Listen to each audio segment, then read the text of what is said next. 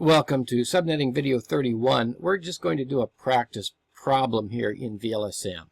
So let's take a look at this problem. Now, I have not done this ahead of time. I'm doing this live along with you. The only thing I have done is I drew a little diagram to make it quicker so that I don't have to do it on the fly. But we've been given a network of 10.0.0.0/8, and here's what we need. Production needs 1,022 computers. Development needs 60. Admin needs 160, sales needs 14. The departments are connected each by its own router, and the routers are connected together in this order: production, development, admin, and sales. So these are all connected together. We want to subnet this using the least possible number of hosts per network and using VLSM. So I did sketch this out somewhat quickly so that we could see it a little bit better. So here's our network. Production, development, admin, and sales are connected together, and off of each one we have production 1022 and so on, development 60, admin 160, sales 14. We also, of course, have these networks here that we have to be careful to include. So it looks like I'm going to need 1, 2, 3, 4, 5, 6, 7 subnets here. Now, if I were to list these out, first of all, I would list them out in order of highest to lowest. 1022, 160, 60, 14, 222. So I've done that. Now I've given you our chart here, and we have not yet begun actually fleshing this thing out in order to create this network. So let's see what we can do with this. In this column here, I'm just going to kind of keep track of my increments so that I don't lose track of where I am. In this column here, I'll put the network addresses, and then in this column, I will put the first usable address, the last usable address, the broadcast address, and then the subnet mask over here. So let's use that and see if we can figure out our first network. So our first network is going to contain 1022. By the way, we have to remind ourselves 10.0.0.0 is our starting location. So let's go back down here and just put that in. 10.0.0.0. All right, now we can try to figure this out. I need 1022 hosts here. 1022. Let's take a look. If I follow over here, I can get 126. Oh, here we go. 1024. I can get 1022 hosts there. That's awfully tight, and something comes to mind here that I need also a host address here. And I'm having a hard time interpreting whether or not this question is including this in this 1022, because remember, the node on the router also requires a host address. And so if I need 122 hosts, I am going to presume, and I'm just going to make a guess at this point, that the manager or the engineer who fleshed this out did not take into account. They said I need 1,022 computers. So I'm going to say I really need 1,023 here, maybe. And if I did that, then I would have to jump up to here because I can only get 1,022 here. Which way to go? Which way to go? I think in this case, I'm just going to do it simply. I'm just going to believe this and not try to read anything into it. So let's just take 1022, and we'll go ahead and go with this one. All right. Made my decision here. If you were on a test or something, this would be one of those kinds of questions you may want to ask the instructor to see how they would want you to proceed with that, to assume that it's built in or not. So I'm going to assume that it is built in, I guess. All right, so I'm going to go ahead and choose the /22 for this. And if I choose a /22, and I might as well put that down now, if I choose a /22, then that means I will get 4, increment of 4, and I'm in this column right here, so in the third octet. This will be 4 in the third octet. All right, that'll give me enough information now for that one.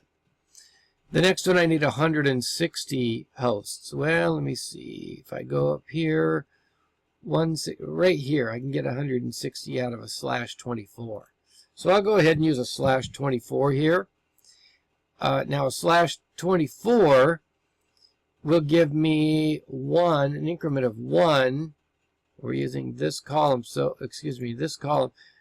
So it give me 1 in the 3rd octet. 1 in the 3rd octet. Now I could fill some of this in as I go along. I think this time I'll just go ahead and do this. The next one I need 60. Well, I can get 60 out of this. So I will just choose this column as the column I'll work with, which means that I'm going to get an increment of 64 in the 4th octet. 64 in the 4th octet. Which, by the way, was a /26.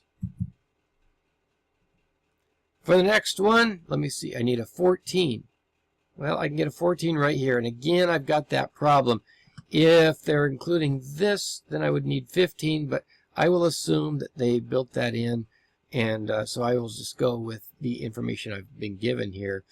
So this is going to increment 16 in the 4th octet. 16 in the 4th octet, and that is a /28.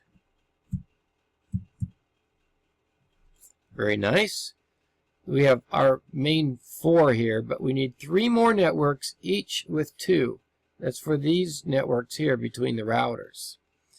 So 2 is always going to be right here. It's always going to be a /30. /30. I need 3 of these things. /30 and a /30. And the 30 is always going to increment 4 in the 4th octet. So 4 in the 4th. And we'll just duplicate that here for these 2. By the way, I'll go one more for my accounting purposes, which we'll put down here. Let's go ahead and flesh these out now and see what our network addresses look like. Well, let me see. In this one, I needed to go 4 in the 3rd. So I will just do 10.0, okay, 4 in the 3rd octet. So I jumped 4 in the 3rd octet for that one. 1 in the 3rd for this one. So I will go up to 10.0.5.0. 1 in the 3rd octet. For this one, I'm going to go 64 in the 4th octet. So I'm going to go 64 more in the 4th octet. 10.0.5.64. For this one, I need 16 in the 4th octet. 16 more. 6 plus 4 is 10. Carry the 1. 6, 7, 8. So 80. 10.0.5.80. That would be 6 more. Now for this next one, I'm going to do 4 in the 4th octet. So 10.0.5.84. Give me 4 more. And then this one here, 4 in the 4th octet, will, if I take this and add this to it, that'll give me this down here. 0.5.88. And finally, I'm going to go 4 more in the 4th octet to get what my next network would be if I were going to do another network. So 88, that would be 92, wouldn't it? 10.0.5.92. All right. I won't actually use this one except to get my broadcast address out of it. Let's go ahead and get our broadcast addresses here. If this is 5.92, the broadcast address would be 5.91. If this is 88, it would be 87. 10.0.5.87. If that's 84, this would be 83. 10.0.5.83. All right, so if this one's 80, then this would be a 79. 10.0.5.79. This is 564, so it would be 563. 10.0.5.63. This one here, this one here, 5.0, so the one before that would be 4.255. 10.0.4.255. If that's 4.0, the one before that would be 3.255. 10.0.3.255. Now we can simply fill all these in. So let's do a first one, 10.0.0.1. 1 after 40 would be 10.0.4.1. 10.0.5.1 is the one after 5.0. After 564 is 565. 10.0.5.65. After 580 would be 581. 10.0.5.81. And after 84 would be 85.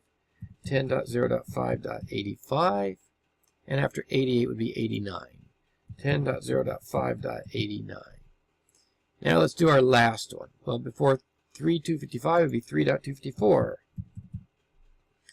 Before 4.255 would be 4.254. And I'm just putting the last ones in here. The 10.0 is the same all the way down. This will just be a little bit quicker. 5.63, well, 5.62.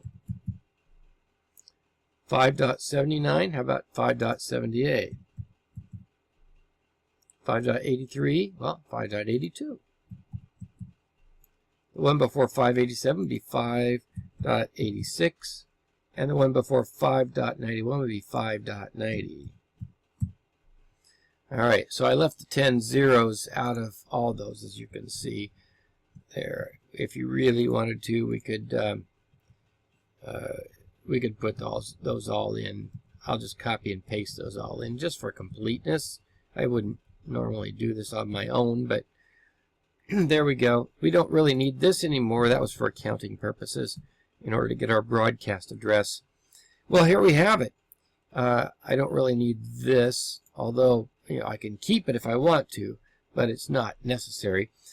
So here we go. We now have our complete network information, and as you can see, we get lower and lower numbers of addresses. Here's 88 and 91, so I can get 89 and 90, the only two addresses, and that would be for one of these, for example.